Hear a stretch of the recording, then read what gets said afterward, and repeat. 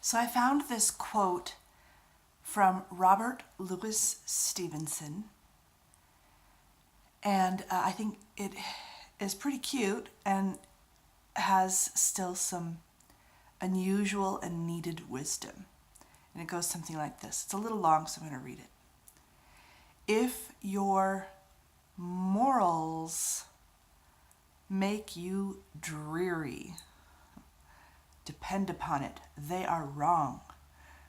I do not say give them up, for they may be all you have, but conceal them like a vice, lest they should spoil the lives of better and simpler people.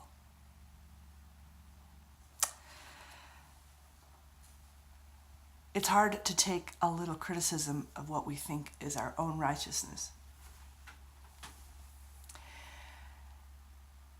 And especially for me, I used to think that being good and having the truth and having righteousness and, making my way toward heaven was a matter of knowing how all the answers fit together, like in a cosmos, and everything that laid out how I was supposed to act and be and to fulfill those roles perfectly.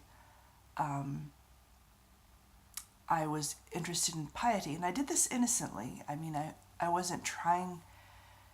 I was trying to do my best, and I'm good at that. I'm good at keeping a plan in mind, and I thought, God had a God plan, and not that that's completely wrong either. But I think the balance of that, and what I soon learned, is that life and God do not fit in boxes. That boxes explode everywhere, all over, every day.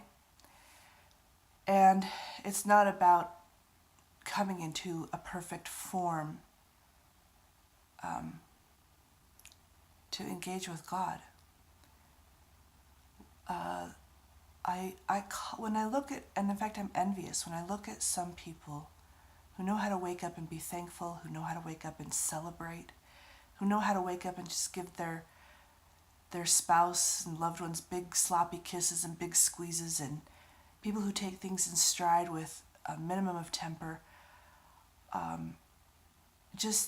And they may not, if you're widening your view to all over the world, there may be people who don't know how to read, who don't have education, who don't know how to read the scriptures, which, people who are religious sometimes, that's like number one importance, to know what's in the scriptures. And I like that kind of stuff, and there is some benefit to it. But the simpler and better people, I say they got it in one. The rest of us are mucking about in trying to find the minutiae of all kinds of things that may never help us, because we don't want to. We're actually afraid of doing the real work. We're afraid of having real emotions. We're afraid of facing real weaknesses in ourselves. We're afraid of opening up and saying yes and celebrating. We're afraid of complete honesty with ourselves and other people.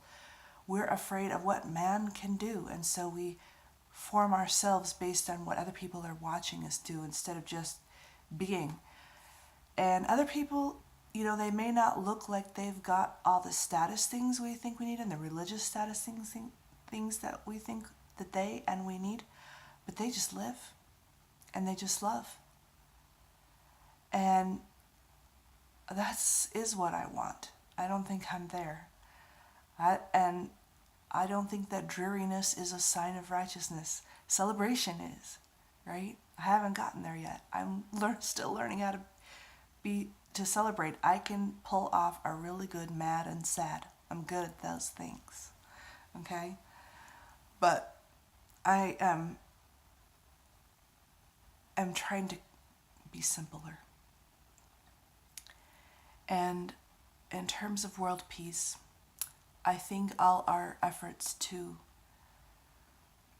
wrangle and jangle about what is true in terms of the description of the cosmos, the description of religion, or the description of roles and duties and rituals.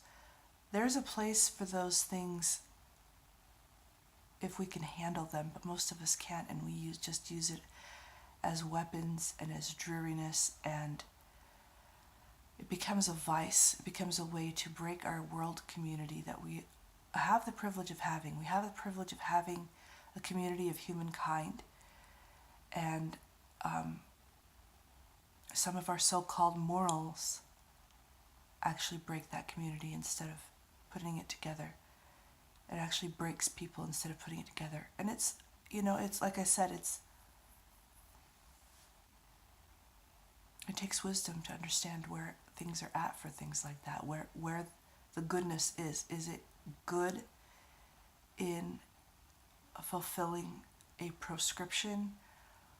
And it might be at a given moment. Or is it good to forget about that, and just be simple and better? And an example I have is in the New Testament, the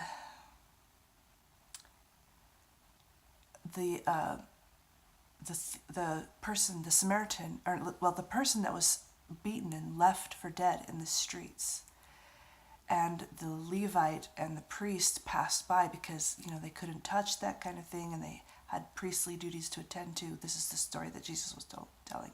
But the Samaritan, who didn't fit the dominant culture's idea of what was proper, at least, he was the one who actually knelt and took care of and administered to the person who had been beaten and left for dead and robbed. And so he was saying, it's not the things we do on the outside, it's the inner things. It's the simpler and better way. It makes more sense. And he taught that all the time. When Mary and Martha were helping him, Martha was trying to be a good hostess, and she was not wrong, but she was very busy with getting everything ready for the meal and the house and housekeeping. And Mary just sat by Jesus' feet and listened to him. And they were both trying to love him and serve him. But Jesus just gave Martha the same opportunity that Mary had. He was just like, Martha, you don't have to do all that stuff. You can come and sit by Mary and just listen to me. And also, if you look at any of the scriptures, I don't think any of them. I'm familiar with New Testament and Old Testament, and with Book of Mormon and things like that. I'm a novice with the Quran.